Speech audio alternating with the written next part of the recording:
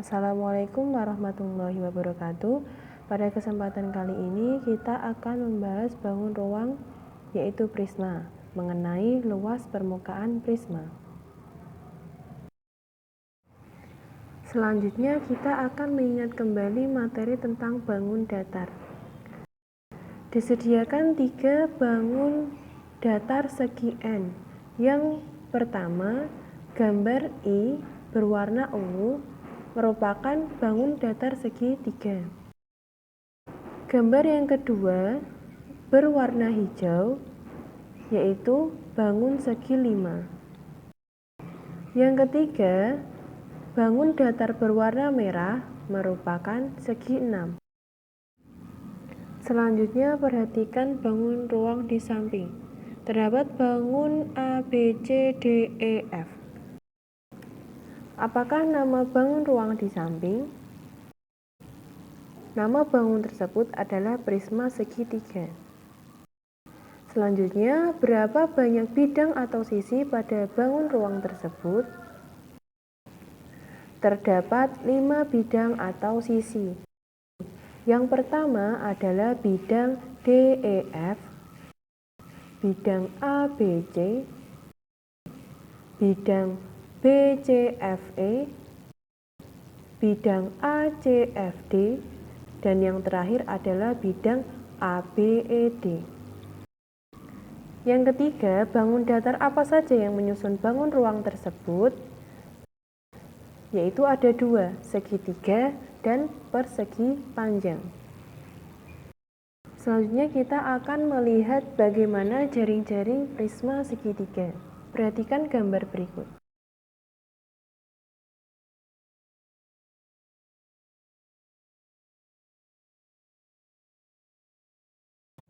Ketika bangun ruang prisma segitiga dibuka, maka terbentuklah jaring-jaring prisma segitiga seperti gambar berikut ini.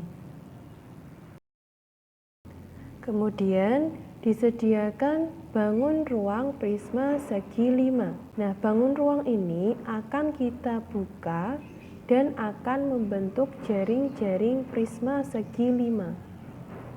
Berikut ini gambar bangun jaring-jaring prisma segi 5.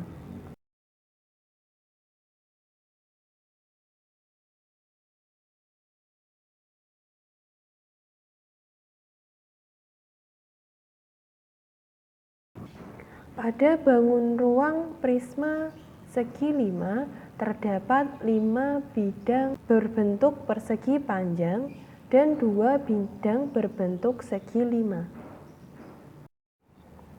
Disediakan gambar jaring-jaring prisma segitiga siku-siku. Perhatikan gambar tersebut.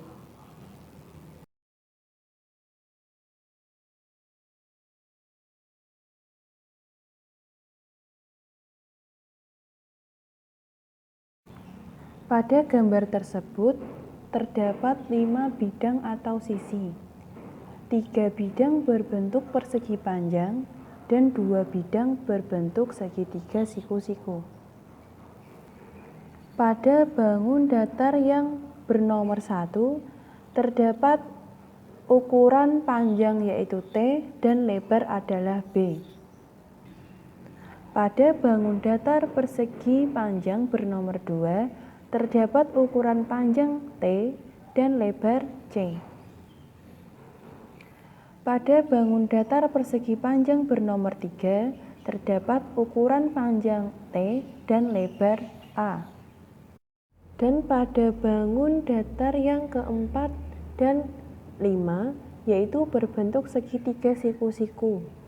Karena bentuk dan ukurannya sama, maka 2 bangun datar segitiga tersebut mempunyai ukuran alas C dan tinggi B.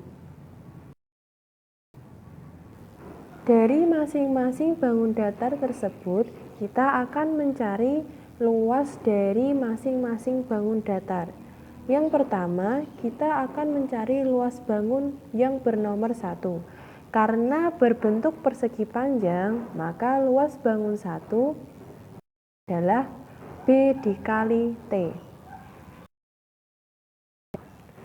Kemudian luas bangun datar yang kedua yaitu T dikali C atau C dikali T.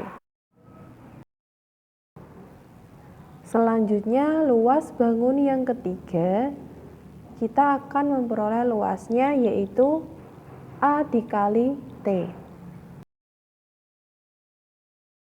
Yang terakhir, karena luas bangun 4 dan 5 sama, maka kita bisa memperoleh luas bangun 4 dan luas bangun 5 adalah B dikali C dibagi 2.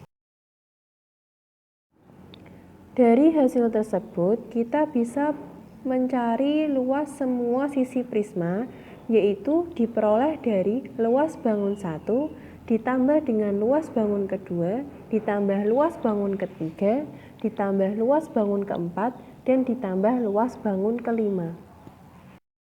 Diperoleh hasilnya adalah B dikali T, ditambah C dikali T, ditambah A dikali T, ditambah 2 dikali B kali C dibagi 2. Kenapa di situ ada 2 dikali B dikali C dibagi 2? Karena luas bangun 4 dan luas bangun 5 nilainya sama. Diperoleh hasil akhirnya adalah 2 dikali B dikali C dibagi 2 ditambah A ditambah B ditambah C dikali T. Sekarang perhatikan B kali C dibagi 2. B dikali C dibagi 2 merupakan nilai atau ukuran dari luas alas.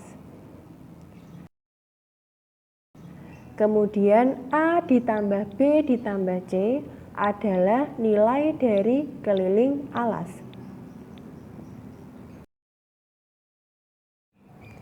Jadi, kesimpulan yang dapat kita peroleh adalah jika suatu prisma mempunyai tinggi T dan luas adalah L, maka luas permukaan prisma adalah 2 dikali luas alas ditambah keliling alas dikali tinggi prisma.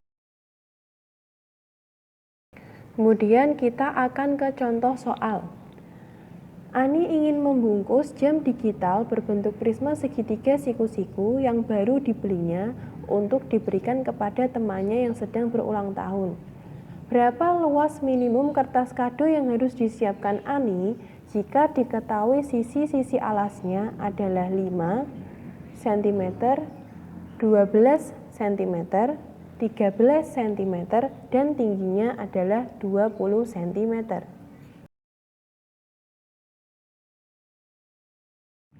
Untuk mencari luas minimum, kita akan menggunakan luas permukaan prisma segitiga. Rumusnya adalah luas sama dengan 2 dikali luas alas ditambah keliling alas dikali tinggi.